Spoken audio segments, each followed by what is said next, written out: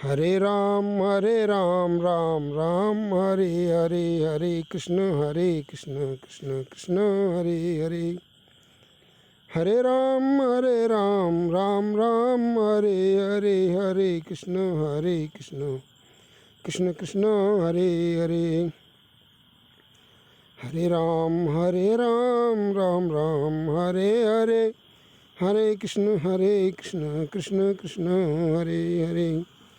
हरे राम राम राम हरे हरे, हरे कृष्ण कृष्ण कृष्ण हरे हरे।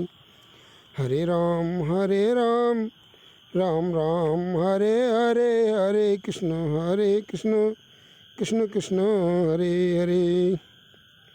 प्यारे भाइयों, आज भगवान की कृपा से कुछ पुनः शास्त्र चर्चा करने की इच्छा हो रही है।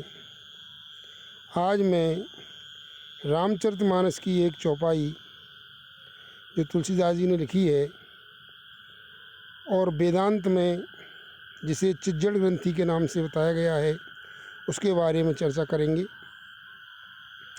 तुलसीदास जी लिखते हैं, जड़ चेतन ग्रंथ पड़ गई, यद्यपि मृखा छूटत कठिनाई।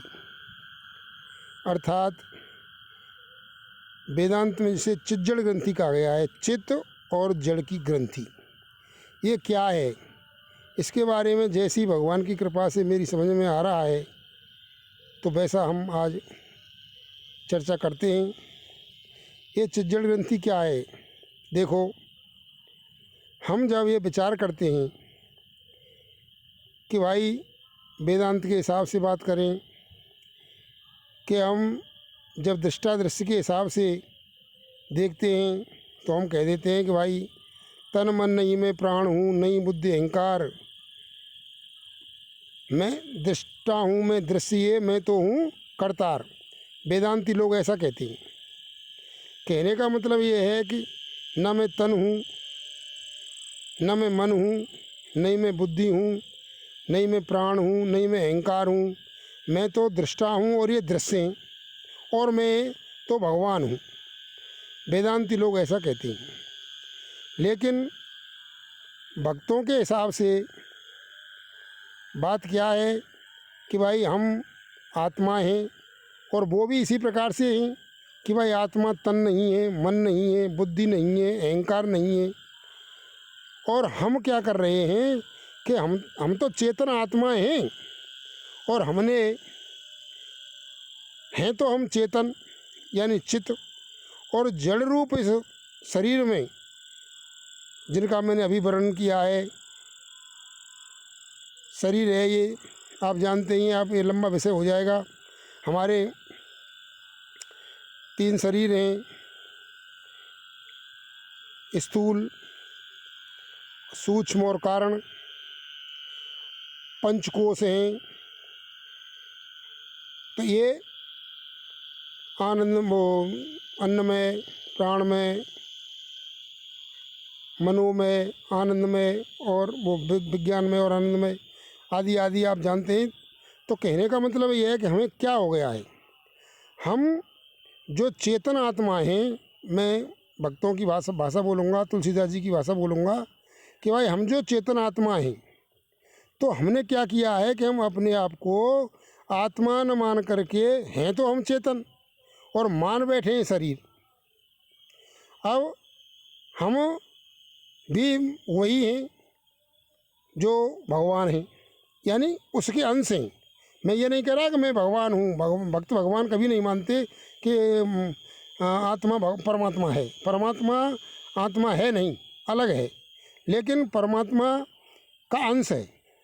अर्थात परमात्मा जो है वही गुण, जो गुण परमात्मा में है वे गुण आत्मा में है। और हमें जो काम करना चाहिए, हमें मैत्री करनी चाहिए आत्मा को परमात्मा से, यानी जीव कह लूँ मैं उसे, तो जीव को भगवान से मैत्री करनी चाहिए, उसी की तरफ चलना चाहिए, वहाँ अपना ध्यान देना चाहिए। लेकिन हम आत्मा होकर के और शरीर में, और शरीर का साथी है संसार, तो हम संसार में अपने आप को जोड़ देते हैं। हम क्या कहते हैं कि ये घर मेरा है, ये शरीर मेरा है, ये मकान मेरा है, ये स्त्री मेरी है, ये पत्नी मेरी है, ये पति मेरा है, ये पुत्र मेरा है, ये पिता मेरा है, ये लड़की मेरी है। तो इस तरह से हम ये नहीं कहते कि भगवान मेरा है, तो हम ये उल्टे हो गए हैं। यानी हैं तो हम चेतन, और संबंध हमने जोड़ लिया है जड़ से, यानी इस माया से, संसार से। ये शरीर और संसार ये जड़ रूप हैं, और भगवान और आत्मा यानी आत्मा और परमात्मा ये चेतन रूप हैं। तो हमारी ग्रंथि ऐसे पड़ गई है। तुलसीदास जी की वो चौपाई मैंने अभी बोली थी कि जड़ चेतन ग्रंथि पड़ गई, यद्यपि मखा छूटत कठिनाई, अर्थात ये झूठी है लेकिन छूटती नहीं है, क्योंकि हम ये समझ नहीं पा रहे कि भाई हम तो चेतन हैं, हम तो आत्मा हैं, और हमारा जो मित्रता होनी चाहिए हमारी वो परमात्मा से होनी चाहिए। तो एक रूपता भगवान कैसा है? सच्चिदानंद है, सत्य चित्त आनंद स्वरूप है भगवान का, और आत्मा का भी वही स्वरूप है, सत्य चित्त और आनंद। और जो जगत है वो है इसका उल्टा, सत्य का उल्टा असत, चित्त का उल्टा जड़, और सुख रूप का, आनंद रूप का उल्टा दुख रूप। भाई शास्त्रों में अश्वासतम दुखालयम कहा गया गीता जी में संसार को। तो संसार का मतलब शरीर भी यही है, संसार भी वही है और शरीर भी वही है, लेकिन हम क्या हैं? हम तो आत्मा हैं, हम तो सच्चित आनंद हैं, चाहे हम उसके छोटे कण के रूप में हैं और भगवान एक विशाल कण के रूप में हैं। यानी भगवान महासागर हैं और हम उसकी एक छोटी सी एक कण हैं, एक सीकरी, एक बूंद छोटी वाली। तो कहने का मतलब ये है कि हमें जो ग्रंथि पड़ी हुई है वो कहाँ पड़ी हुई है कि हम हैं तो चेतन, और हमने जड़ से अपना एकापन किया हुआ है, हम जड़ को अपना मान रहे हैं। अगर हम भगवान को अपना मानने लग जाएं, भाई शरीर को, संसार को अपना न मान करके और भगवान को अपना माने और अपने स्वरूप को माने कि भाई मैं तो आत्मा हूँ और भगवान यानी परमात्मा मेरे हैं, तो यह ग्रंथि खुली खुलाई है ही, और वास्तव में है ही है। भाई सत्य तो यही है ना कि भाई हम तो आत्मा हैं और हमारा परमात्मा से मेल है, परमात्मा और हमारे एक गुण है, और हम जड़ रूप, दुख रूप और असत रूप इस संसार से हम अपने आप को जोड़ रहे हैं। तो हमें ये ग्रंथि ऐसे पड़ी हुई है नहीं, वैसे हमने अपने आप जहाँ खामा मान रखी है। भाई मेल है ही नहीं आत्मा का संसार से, शरीर से, रिश्तेदारों से, मित्रों से, दोस्तों से, पति पत्नी, पुत्रों, परिवार से हमारा कोई मेल ही नहीं है, लेकिन हमने अपना मेल बैठा रखा है खामा खां, इसीलिए हम दुख भोग रहे हैं। क्योंकि भाई हम तो चेतन हैं, हम तो तुलसीदास जी कह रहे हैं कि ईश्वर अंश जीव अविनाशी, चेतन अमर सहज सुख राशि, और हम सहज सुख रूप होते हुए भी दुख भोग रहे हैं। क्यों?